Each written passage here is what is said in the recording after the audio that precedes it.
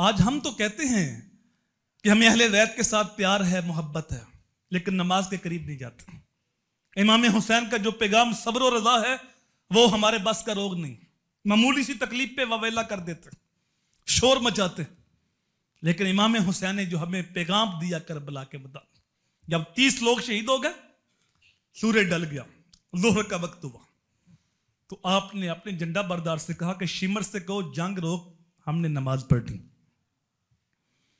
مجھے بتاؤ، اگر اس دن امام حسین نماز نہ پڑھتے تو آپ کی عظمت میں کون سی کمی آنی تھی؟ عشاء کی نماز رات کو، عاشوراء کی شب بھی باجماعت پڑھی، اور فجر کی نماز بھی امام حسین نے باجماعت ادا کی، اور ادھر جب ظہر کا وقت ہے تو آپ فرما رہے ہیں کہ شمر سے کہو جنگ روک، ہم نے نماز پڑھنی۔ یہ سوچو تو صحیح، یہ کون ہیں؟ یہ جنت کے جوانوں کے سردار ہیں، یہ فاطمہ کے بیٹے ہیں، یہ علی کے لخت جگر ہیں، یہ میرے نبی کے نواسے۔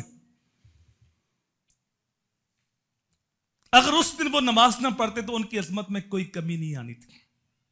جنت کے جوانوں کے سردار جو ہیں وہ شہید ہونے کے بعد نہیں بنے بھائی، ابھی دودھ پیتے بچے تھے تو فرشتے نے آ کے خبر دی تھی کہ حسن حسین جنتی جوانوں کے سردار۔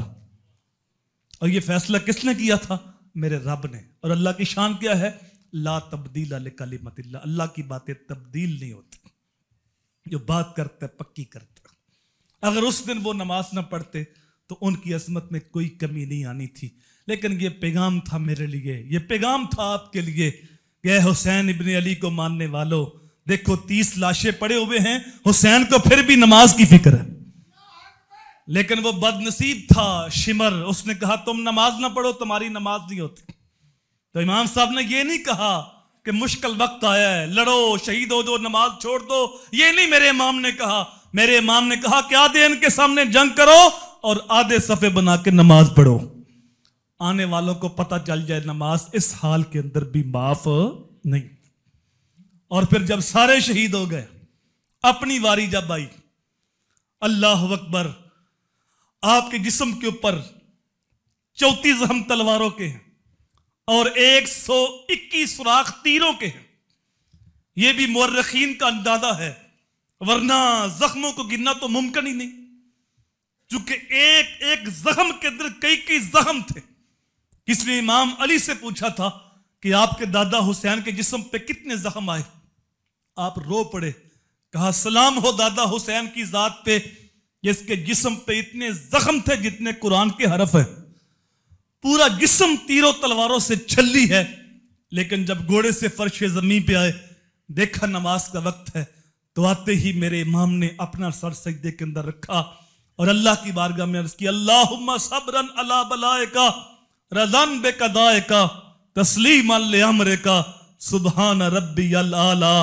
اے میرے مالک، جو تیرا حکم تھا میں نے پورا کیا، جو آزمائش آئی اس پہ میں نے صبر کیا، میں گھر کا گھر کٹا کے، جو آ سکتے تھے ان کو بیچ کے، اور جو آ نہیں سکتے تھے 6 ماہ کے عسکر کو ہاتھوں پہ اٹھا کے تیری بارگاہ میں قربانیاں پیش کی ہیں، اور اپنا سر بھی سجدے میں رکھا ہے۔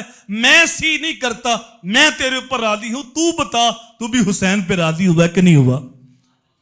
آواز اس پیاسے پر علی شیر خدا کو ناز ہے، اس نواسے پر محمد مصطفیٰ کو ناز ہے۔ سجدے اوروں نے کیے پر اس کا عجب انداز ہے، اس نے وہ سجدہ کیا جس پر خدا کو ناز ہے۔ اللہ اکبر۔ تو امام حسین نے اس حال کے اندر بھی نماز نہیں چھوڑی۔ یہ پیغام میرے لیے تھا، یہ آپ کے لیے تھا کہ اے اہل بیت کی محبت میں سبیلے لگانے والوں، اے اہل بیت کی محبت میں نیاز بانٹنے والوں، جلسے کرنے والوں، اپنی نمازوں میں آل محمد پہ درود پڑھنے والوں، دیکھو حسین کا سر جھکا ہے تو رب کے سامنے جھکا، حسین کا سر کٹا ہے تو جھکا ہوا مالک کے سامنے ہے، یزید کے آگے حسین کا سر نہیں جھکا۔ یہ پیغام دیا امام حسین نے مجھے اور آپ کو۔